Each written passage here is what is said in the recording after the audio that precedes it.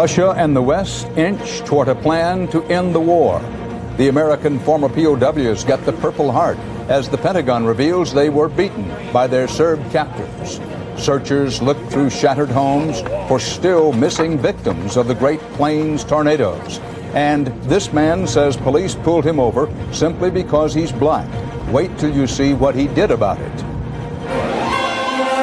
This is the CBS Evening News, with Dan Rather reporting from CBS News headquarters in New York.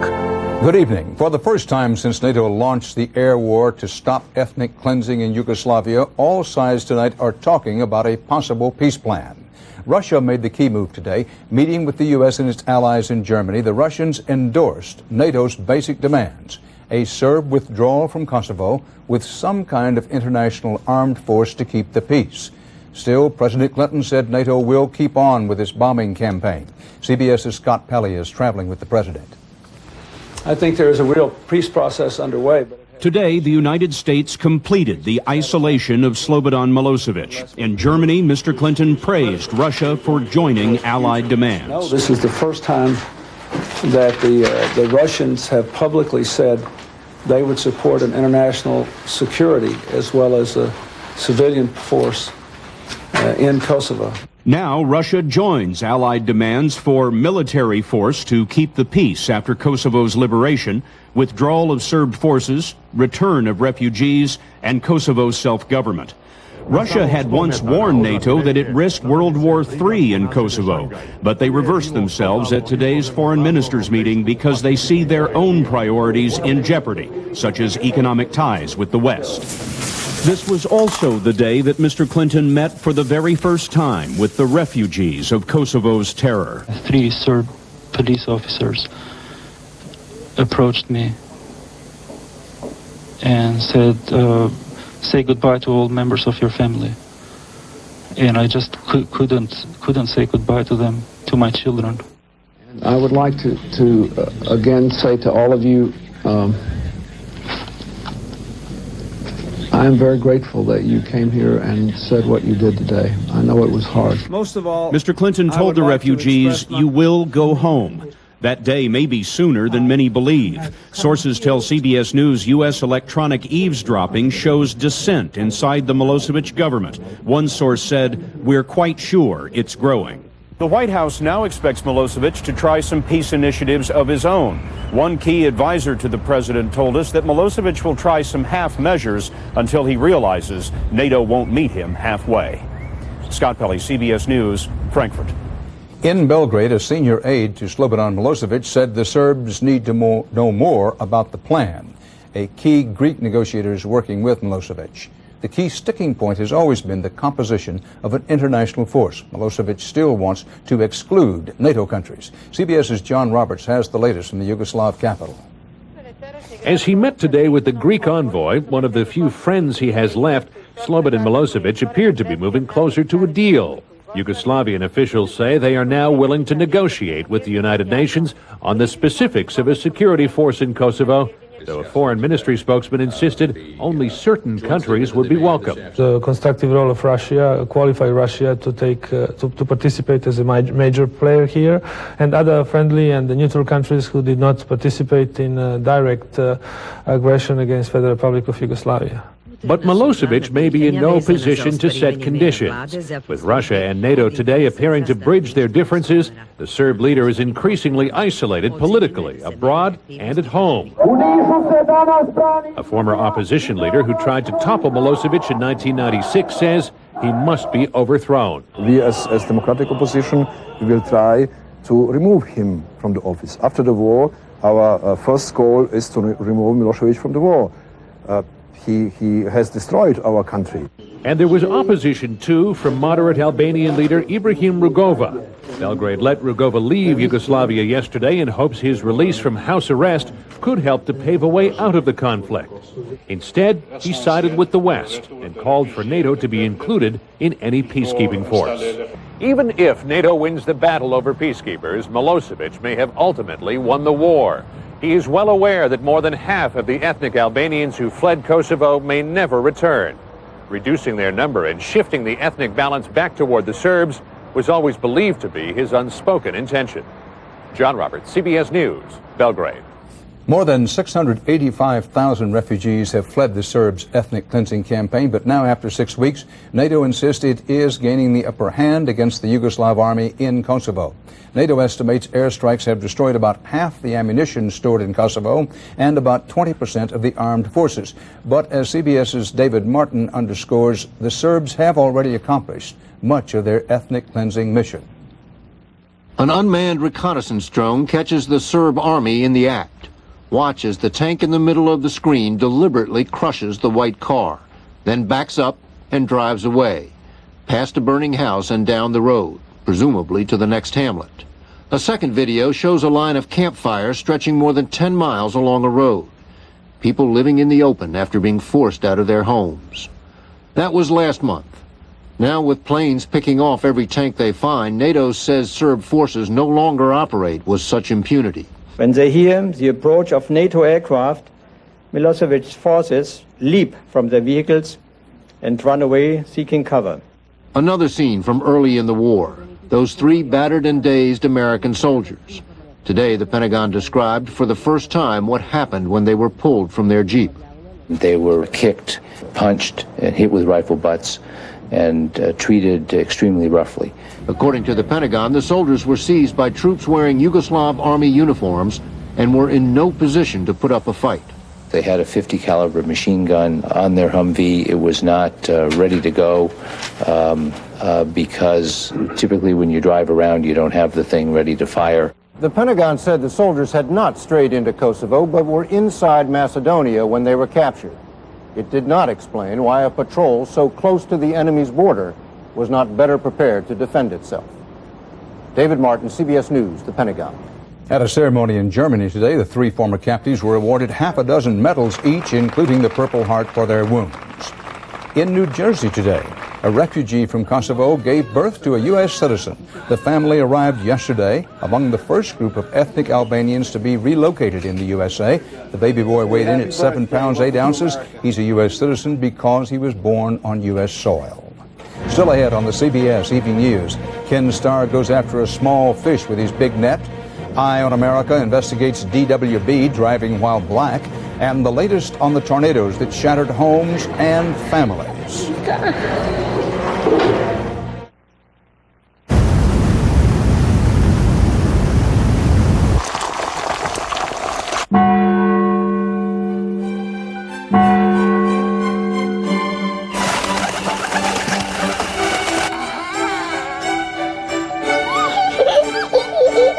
Beltone invites you to experience the rest of your life in crisp, clear digital sound. Beltone. Listen again.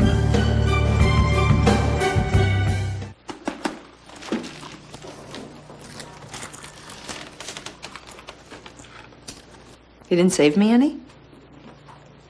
There wasn't enough. Quaker Toasted Oatmeal Squares. You haven't wanted a cereal this badly since you were a kid. At LensCrafters, great-looking prescription sunglasses don't have to cost a fortune. LensCrafters can make hundreds of the latest styles with your prescription for only $99, and we'll have them ready in about an hour. Prescription sunglasses, only $99. Hurry, offer ends soon. My joints felt locked up. My hands, my knees were stiff. And then I tried Osteo-Biflex. It's a natural supplement with a special blend of glucosamine and chondroitin. It's different from pain relievers. Osteo-Biflex actually repairs cartilage and lubricates joints over time. Osteo-Biflex helped renew my life. It works for me. There's only one Osteo-Biflex. Repair, rebuild, renew. A powerful line of storms packing high winds up to 90 miles an hour and possible tornadoes blew through Tennessee overnight. At least 4 people were killed, and the path of destruction ran through 30 counties.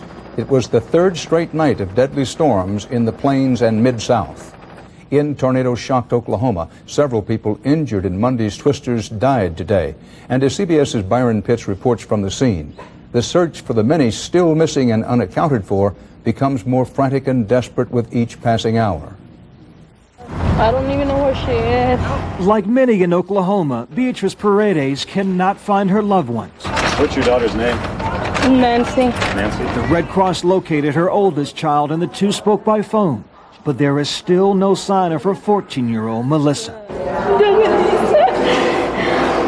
Feared lost in Monday's twisters. Doing all right, sir? Yeah. Everybody's accounted for in your house? Pardon me? Yeah, everybody's accounted for. Okay. With door-to-door searches, most of the missing are now accounted for. Rescue teams with cadaver dogs have covered every damage scene 3 times. But all they've recovered recently were body parts and bloody clothes. They have used listening devices. They have used dogs. They have used infrared. They have used every means available to search for living people. 41 confirmed dead, and the medical examiner says the number would have been higher if Oklahomans were not so well prepared. This is one of countless underground storm shelters in Oklahoma where entire families huddled in darkness until the tornado had passed. And around me is what's left of a mobile home park in Bridge Creek, where 11 people didn't have a cellar to hide in and died. I think there's a lot of devastation here that's going to take a long time for people to heal. Local psychologist Stuart Beasley treated victims after the Oklahoma City bombing.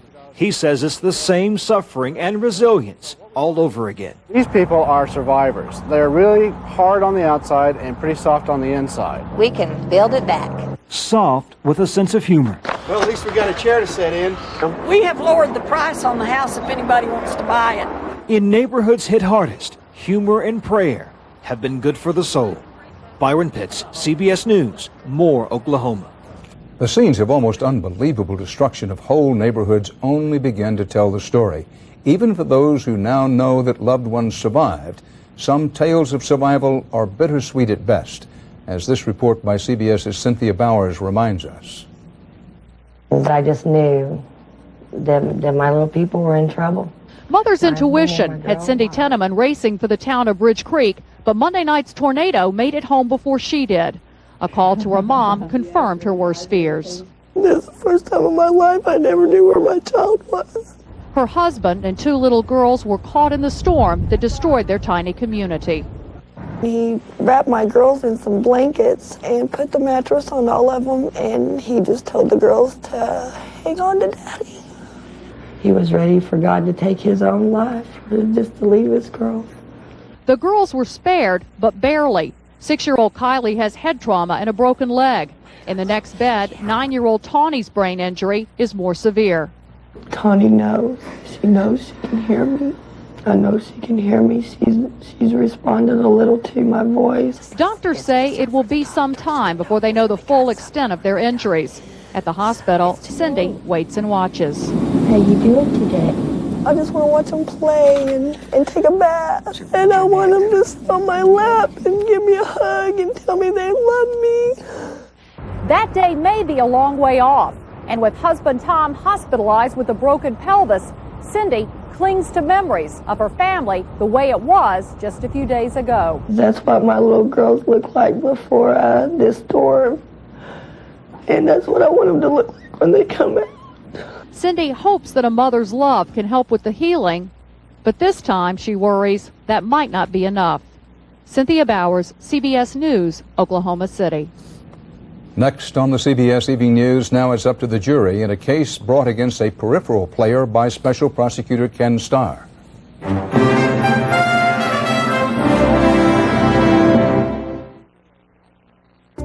If you could change the look of your floor right now, how would you do it? New carpet? A different texture? Different color? How about a Saxony or a cable? Maybe even go with hardwoods or a laminate. With thousands of flooring options in countless styles and colors. If you can dream it, you can do it at the Home Depot, where low prices are just the beginning.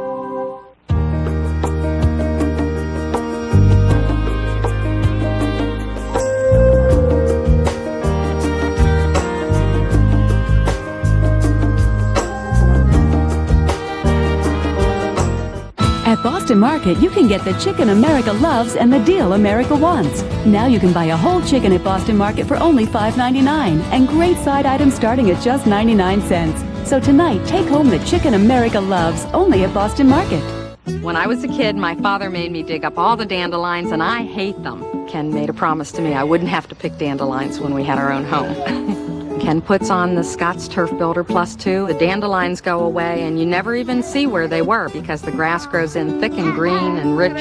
It takes a very short time to see the bright green come up in the grass. One easy application, no dandelions, gone. This lawn is our pride and joy, and we wouldn't trust it to anything but Scott's. I hate dandelions. Tammy Wynette's daughters have dropped her husband, George Ritchie, from their wrongful death lawsuit. So why does this make the daughters happy? We'll tell you tonight at 6. The one and only criminal trial to result from Ken Starr's year-long $4.5 million investigation of the president and Monica Lewinsky went to the jury today, and Monica Lewinsky has virtually nothing to do with it, as CBS's Phil Jones reports. Julie Hyatt Steele was only remotely connected to the Clinton sex and perjury scandal. She knew Kathleen Willey, who claimed President Clinton made unwanted sexual advances. In this trial, Willey testified that she told Steele on numerous occasions about the incident soon after it allegedly happened in 1993. But Steele claims she first heard about the alleged encounter about 4 years later. Starr's prosecutors argued that Steele lied, and they put 4 of her former friends on the stand to testify that Steele had told them about Willey's claims before 1997. One of those testifying, Amy Horan. She definitely did tell me about it before 97, and then September of 96 is the time frame I would put it. Willey first told her story publicly to Ed Bradley on 60 Minutes. Willey claims she met with the president to ask for a job, and during that meeting there was a hug, a kiss, and more. He touched my breast with his hand, and I was just startled. But this is not a trial of well-known Kathleen Willey. It's about little-known Julie Hyatt Steele, who could face a 35-year prison sentence. Meanwhile, for those at the center of this scandal, life goes on. Monica Lewinsky is trying to sell her book, and Mr. Clinton remains on the job as president. Phil Jones, CBS News, Washington. On the CBS Worldwide Market Watch, Federal Reserve Chairman Alan Greenspan today called the performance of the U.S. economy over the past 7 years, quote, truly phenomenal. And he applauded American workers, saying their increased productivity is keeping inflation at bay. But Greenspan warned that can't last forever. Words Wall Street didn't want to hear.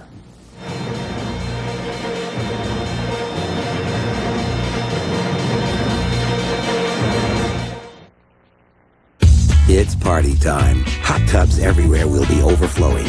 Make sure your deck can take the heat with Thompson's Wood Protector. For rain, sun, mildew, it's the most powerful Thompson's yet. Thompson's Wood Protector. It never takes a day off. Shaking up healthy cooking with Mrs. Dash. Today, we're cooking with skinless, boneless chicken breasts and Mrs. Dash garlic and herb. It's 100% natural herbs and spices. There's no salt or MSG, just the good stuff. Call for more recipes.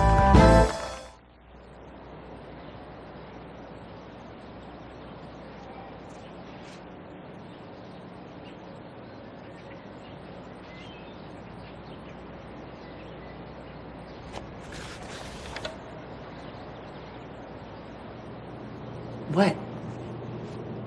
You got more than me. Honey Nut Quaker Toasted Oatmeal, crisp oatmeal flakes, clusters, and honey roasted almonds. You haven't wanted a cereal this badly since you were a kid. This Mother's Day, you'll have to beat her to the bath. Pamper Mom with our delicate shower wrap and 5-piece spa set. Just $14.99 each at JCPenney. The coolest place to be this Mother's Day is in light, refreshing summer dresses from JCPenney. And at 20% off, picking the perfect one will be a breeze.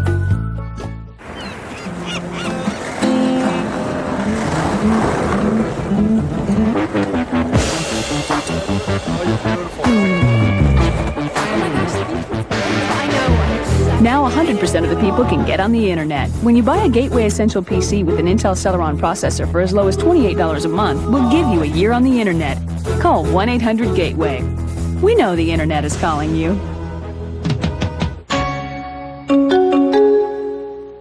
Michael was charged with murdering his sister Stephanie He says he's innocent. Then why did he confess to the police? An all-new 48 Hours tonight. Tonight's Eye on America takes a hard news look at what has become a hot-button issue: police profiling. Police stopping a driver they believe fits the profile of a criminal.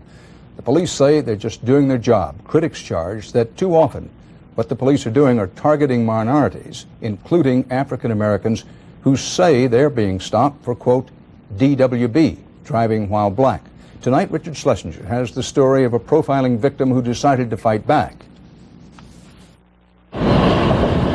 When David Smith was driving down this road in Carmel, Indiana 2 years ago, everything was going his way. On my way home, beautiful day. Until he came to this intersection, made a left turn, and saw the policeman in his rearview mirror. The red lights come on behind me. David Smith knew he had done nothing wrong, but the officer pulled him over anyway. I think he saw a black male entering a predominant white subdivision, and he wanted to know what I was doing. It was also Smith's subdivision. He was headed home to the life he'd always wanted. Good neighborhood, good friends, good job. He felt like he belonged here. And during that stop, all those things I've dreamed about were just stripped away in a matter of seconds. Smith says the officer told him he pulled him over because there were 3 antennas on the back of Smith's car. Smith was driving an unmarked police car because he's an Indiana state trooper. In fact, he's a sergeant with 15 years experience. I just felt that if this happened to me, then who else is it happening to? Smith was never charged with anything, but he decided to sue anyway, and in the process learned a lot about Carmel, Indiana. It turns out the Carmel Police Department had a reputation for pulling over cars if the officers thought the drivers didn't belong. The charge was they focused on people in old cars, young people, and frequently black people. In fact, one local company issued car tags to its employees, many of whom are minorities from nearby Indianapolis. A company newsletter told the workers if police cannot identify their cars, they may deem it curious or suspicious and stop you. That was a bad policy. It happened just before Carmel's current mayor, Jim Brainerd, took office. Go back to World War II.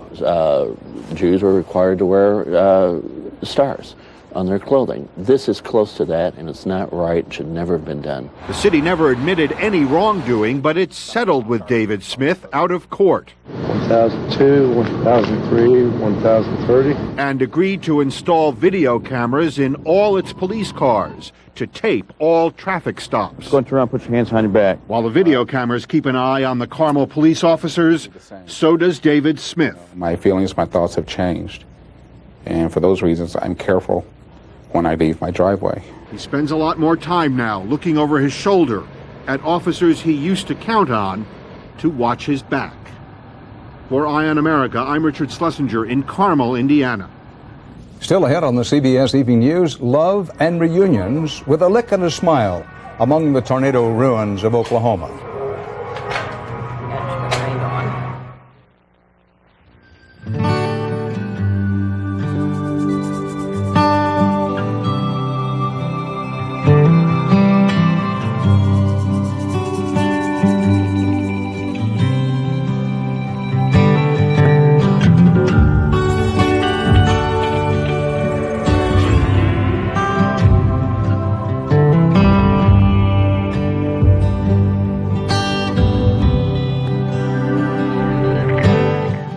Enough arthritis, pain, and inflammation. Enough morning stiffness. Enough of these aching joints. Had enough? Today, there are new treatment options to relieve your arthritis symptoms. Ask your doctor or pharmacist and call 1-800-ARTH-INFO for free information about new arthritis pain treatments. Because you've waited long enough. I became interested in working in the brokerage industry when I was very young. I went to Harvard. I majored in economics. We had a last trade at 59 and 7/16. That was down 4 and 3/16 on the day. Throughout my life, I've had to work hard and had to focus to get where I am, and I'm going to bring that ethic to my job here at Schwab. Charles Schwab, Adam, 122998. Anytime you have a company that's been this successful at Schwab, obviously the employees are driving that, and I hope that I benefit Schwab in their growth and in their success, and I will. There's nutrition news about heart disease. The B vitamin folic acid may help reduce homocysteine levels in the blood, an emerging risk factor for heart disease. And Centrum Silver has folic acid. Centrum Silver. It's a great time to be silver. Grand cinnamon rolls from Pillsbury. Get ready. The most enormous, ooey gooey, luscious. Should we wake the others? Let them sleep. Grand cinnamon rolls. They're not just big, they're grands. In the plains and Mid-South tonight, it's hard enough for adults, even now, to get a handle on how nature can spawn so much damage in so little time. You can just imagine how puzzling and traumatic tornadoes are for children and pets. CBS's Jim Axelrod reports the impact on the smallest tornado victims, some with 2 legs and some with 4. In the rubble heap at 4729 43rd Street, these children have retrieved a few smiles. It's my Aunt Marcy, my Aunt Cindy, and my Aunt Shell.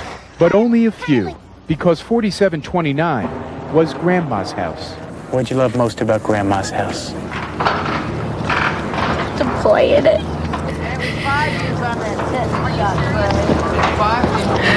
Just to have fun here. Tonight, the kids of Oklahoma are crying. So are their parents.